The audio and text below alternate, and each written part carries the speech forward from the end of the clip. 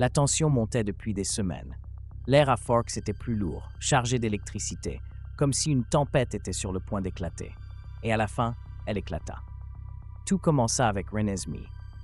Jacob avait toujours cru que son imprégnation avec elle était un lien indéfectible, une promesse de paix entre sa meute et les Cullen. Mais tous les Culottes ne le voyaient pas ainsi. Pour certains, Renesmee restait une aberration. Elle n'était ni humaine, ni vampire. Elle était quelque chose de nouveau, quelque chose qui n'aurait pas dû exister. Et quand Leah trouva une trace de Renesmee trop proche des limites de la push, tout changea. Elle et Seth l'aperçurent de loin, chassant avec Bella dans la forêt. C'était une simple chasse, comme tant d'autres. Mais Leah ne la vit pas ainsi. Elle vit une créature immortelle, aux yeux ardents, attrapant sa proie avec une vitesse impossible. Elle vit ce que les ancêtres avaient redouté pendant des siècles. Elle vit le danger, et elle fit une erreur. Un seul hurlement, un seul message à la meute, un seul déclencheur pour la guerre. Jacob courut jusqu'à la frontière dès qu'il entendit les grognements. Mais il était trop tard. Sam était déjà là, la meute derrière lui. Et de l'autre côté, Edward, Emmett et Jasper attendaient. La guerre ne fut pas décidée par une réunion. Il n'y eut pas de trêve, pas de négociation, seulement l'instinct. Les Cullen ne reculèrent pas, la meute ne céda pas, et en un instant de tension absolue, le premier sang fut versé. Emmett frappa le premier. Il n'y avait pas de temps pour parler, pas de temps pour raisonner. Un seul mouvement, et le sol trembla sous son poids lorsqu'il chargea Paul. Les griffes déchirèrent l'air, les crocs s'entrechoquèrent contre une peau indestructible. Et soudain, Two Forks devint un champ de bataille. Bella protégea Renesmee avec son bouclier. Jacob cria à la meute d'arrêter, mais Sam n'écoutait pas. Il ne pouvait pas écouter. Les vampires étaient son ennemi naturel, et le traité était rompu. Peu importait qui avait commencé. La seule chose qui comptait, c'était qui survivrait. Les premières pertes arrivèrent rapidement. Seth fut le premier à tomber. Il tenta d'arrêter le combat, de s'interposer entre les camps.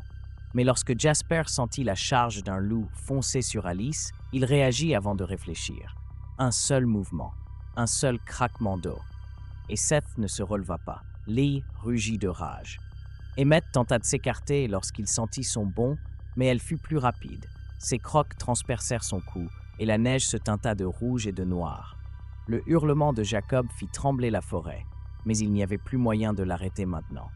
La guerre avait commencé, et même Alice ne pouvait en voir la fin. Les arbres tremblaient à chaque impact, la neige teintée de sang et de terre arrachée. La forêt de Forks, qui avait été témoin d'un équilibre fragile pendant des années, était devenue un champ de bataille. Il n'y avait pas d'ordre, pas de stratégie, seulement des crocs et des griffes contre la pierre et le venin. Et à chaque seconde qui passait, quelqu'un tombait. Jacob se battait sans savoir s'il voulait gagner ou perdre. D'un côté, sa meute, sa famille. De l'autre, Renesmee, la seule personne pour qui il aurait donné sa vie, et la seule qui ne pardonnerait jamais ce qui était en train de se passer. Mais les choix ne lui appartenaient plus. Sam n'écoutait plus la raison. Jasper ne retenait plus ses coups. Et puis, Leah se jeta sur Bella. Bella ne la vit pas venir. Son bouclier s'étendait sur Renesmee, la protégeant des attaques, mais son propre corps restait sans défense. Leah bondit, griffes déployées, avec la force d'une louve qui ne connaissait pas la peur. Et Edward l'intercepta. L'impact fut brutal. Edward la projeta avec une force qui fit trembler le sol, un coup trop puissant, trop mortel. Leah s'écrasa contre un arbre dans un bruit sec, et elle ne se releva pas. Jacob sentit le cri lui déchirer la gorge avant même de pouvoir le retenir. Il courut vers elle, mais sa poitrine ne se soulevait plus. Leah Clearwater était morte.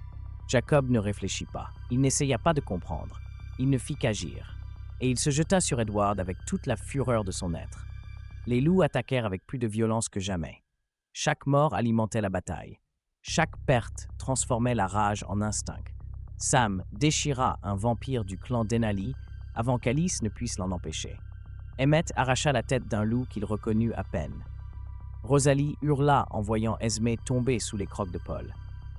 Et Bella, les yeux complètement noirs de désespoir, étendit son bouclier dans une ultime tentative pour tout arrêter. Mais il était déjà trop tard. Les Cullen et les loups s'anéantissaient les uns les autres, et personne ne sortirait vainqueur. Quand les Volturi arrivèrent, la bataille était presque terminée. Harrow marcha entre les cadavres comme s'il explorait une ruine oubliée.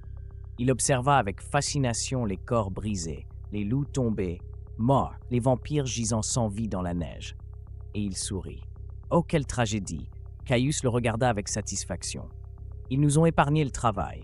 Démétrius resta silencieux, mais ses yeux parcouraient la scène avec la précision d'un chasseur. Le monde des vampires avait changé à jamais, et les Cullen, les seuls à avoir défié l'autorité des Volturi, n'existaient plus.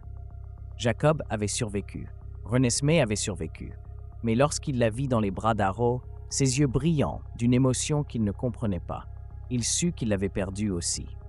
Volterra avait une nouvelle princesse. La guerre de Forks était terminée, et les Cullen n'étaient plus qu'un souvenir.